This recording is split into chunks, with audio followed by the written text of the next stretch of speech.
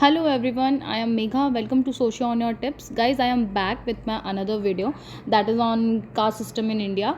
As you can see, the picture which I have uploaded.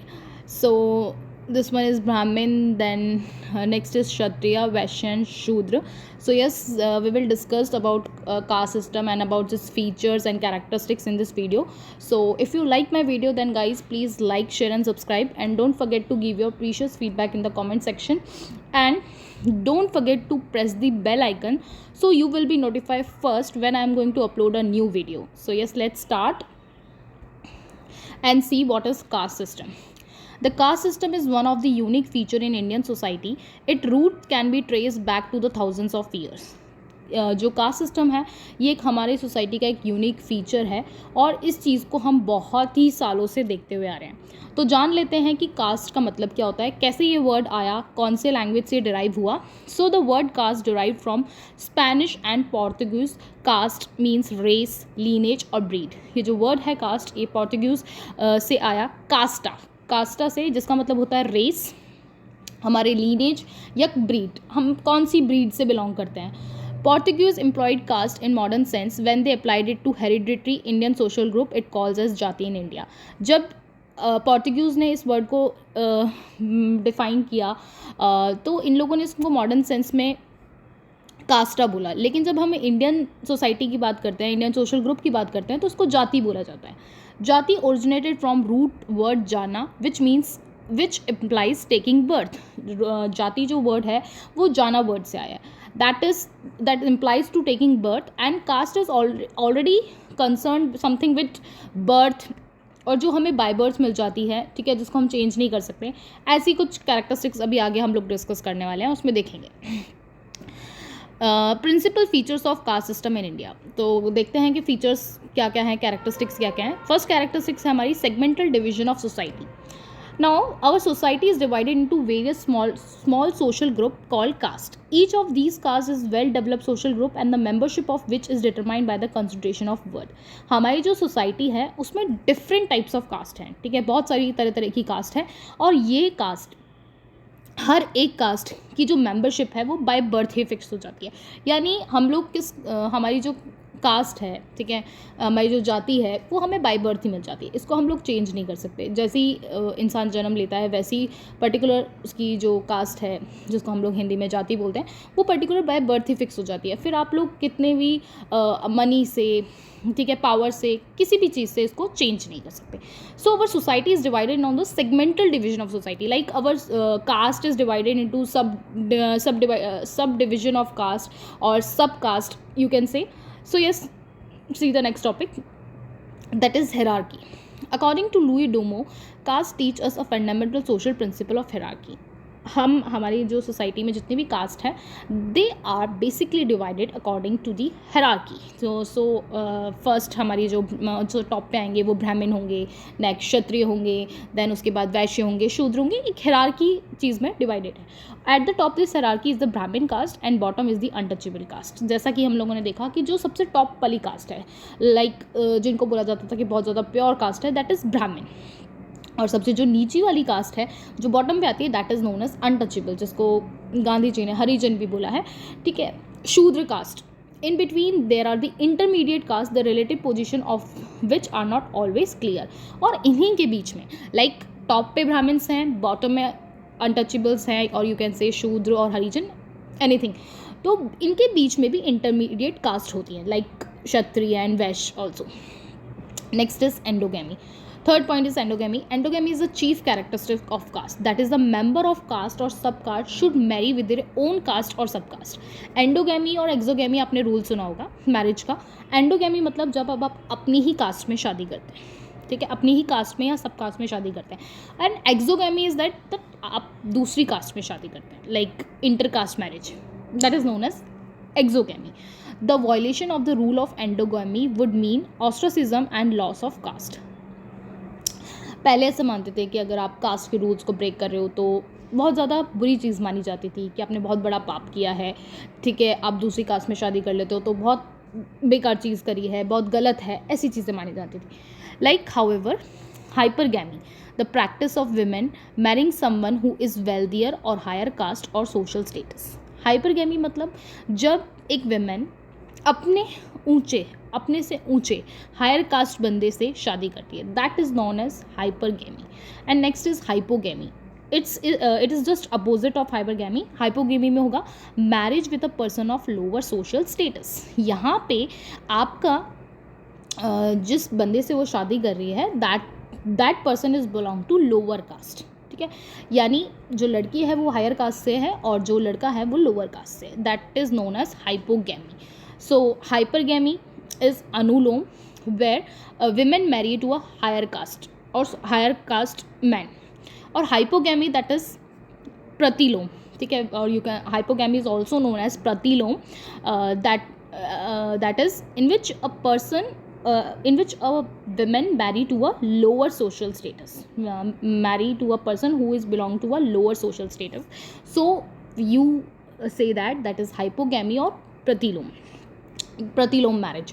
And याद रखने का तरीका ये है कि हाइपरगैमी और हाइपोगैमी में बच्चे बहुत ज़्यादा कंफ्यूज रहते हैं कि हाइपरगैमी क्या है, हाइपोगैमी क्या है। तो हाइपरगैमी अनुलोम, जिसमें जो लड़की शादी करेगी वो जो बंदा होगा वो हायर कास्ट से होगा। हाइपोगैमी दैट इज़ प्रतिलोम। तो प्रतिलोम से आप ये चीज़ें याद कर सकते हैं कि जो पति है दैट इज़ लोअर कास्ट, ठीक है। प्रतिलोम तो you can say that is पति लो, ठीक है। पति जो है वो लोअर कास्ट से है, तो आप लोगों को याद रहेगा, ठीक है। Now next is Gotra exogamy is also mentioned in each caste. Every caste is subdivided into smaller unit on the basis of Gotra. अब हमारी जो कास्ट हैं उनकी भी सब कास्ट है, तो कास्ट जो सब डिवाइडेड हैं वो गोत्र के अकॉर्डिंग भी है। The member of one gotra are believe to be successor of common ancestor, hence provision of marriage with the same gotra. आपने बहुत जगह सुना होगा कि हम अपने गोत्र में शादी नहीं कर सकते, मतलब हम खुद के गोत्र में शादी नहीं करते। यानी मान लीजिए कि कोई लड़की है, सामने वाला जो बंदा है अगर उसका भी सेम गोत्र है, सो दे कांट इंटर मैरी, ठीक है। तो ये चीज़ पे प्रोहिबिशन था, पहले रोक थी कि सेम गोत्र से लोग शादी नहीं कर सकते, अपनी गोत्र को छोड़ के दूसरे गोत्र में शादी करते हैं। That is known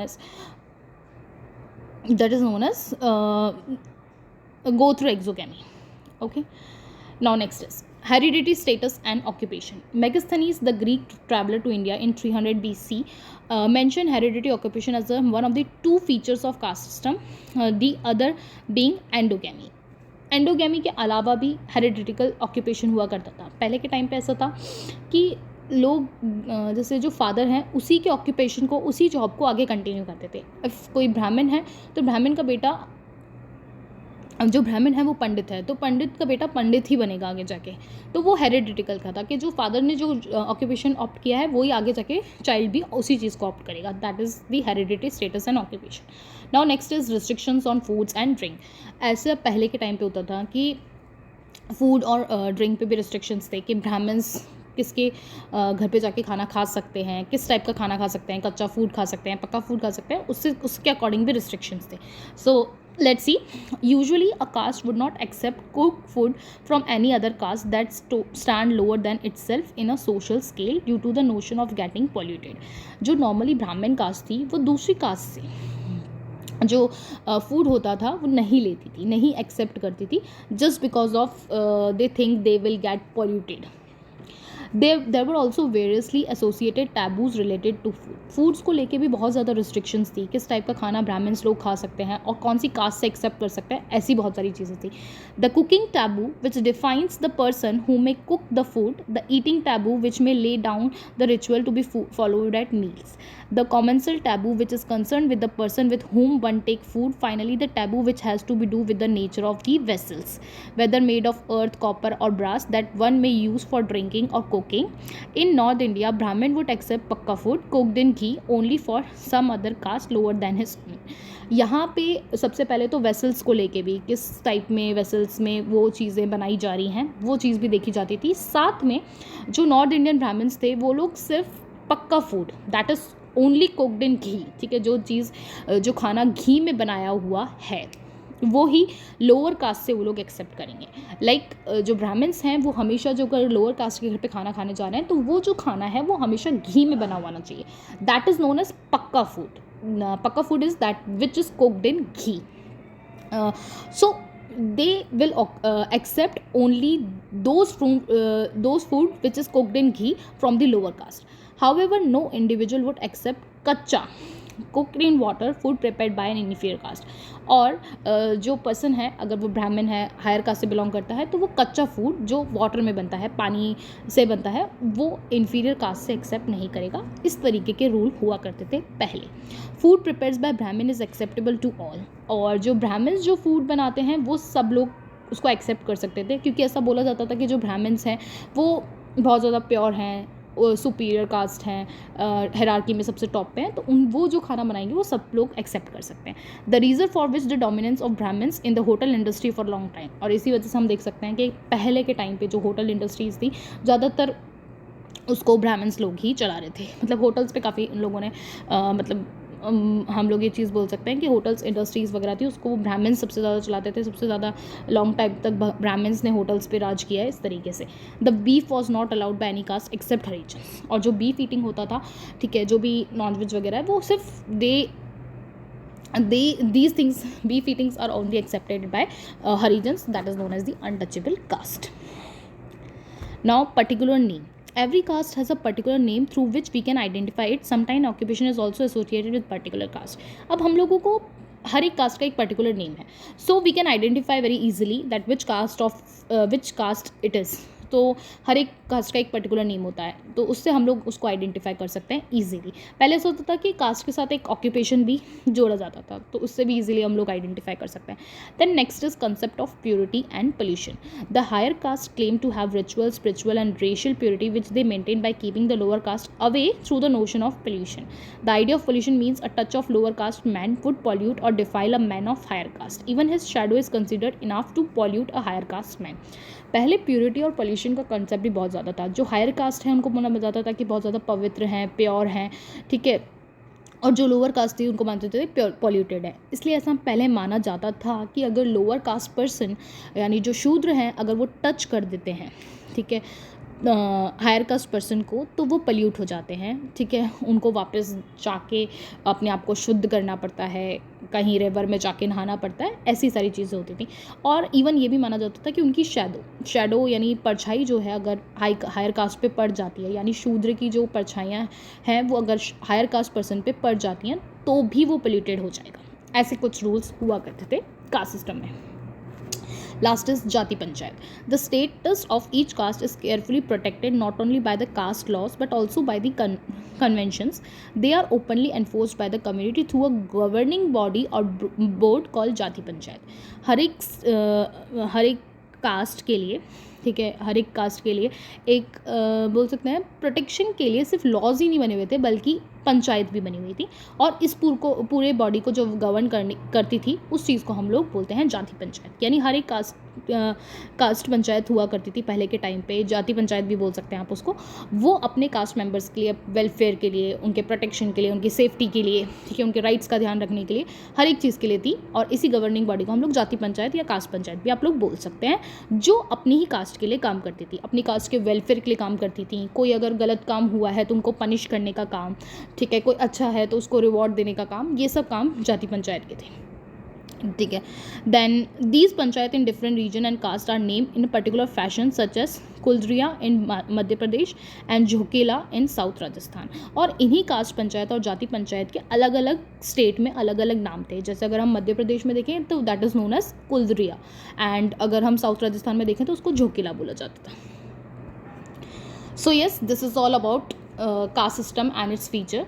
So thank you so much for watching my video, and if you like my video then guys please like, comment, share and subscribe. And आप मुझे ज़्यादा से ज़्यादा कमेंट्स करके ये बताएं कि आपको कौन से टॉपिक पे वीडियो चाहिए, क्योंकि मैं अपनी तरफ से वीडियो डालती हूँ, ठीक है, बट अगर आप लोग मुझे टॉपिक्स बताएंगे तो ज़्यादा ईजी होगा मेरे लिए टॉपिक चूज़ करना. तो आपको कौन से टॉपिक पे वीडियोस चाहिए वो ज़रूर बताया करें. और ज़्यादा से ज़्यादा मेरी वीडियोस अगर आपको अच्छी लगती हैं तो लाइक करें, कमेंट करें, उसको शेयर करें और सब्सक्राइब करना ना भूलें. तो till then take care, bye bye and see you in the next video.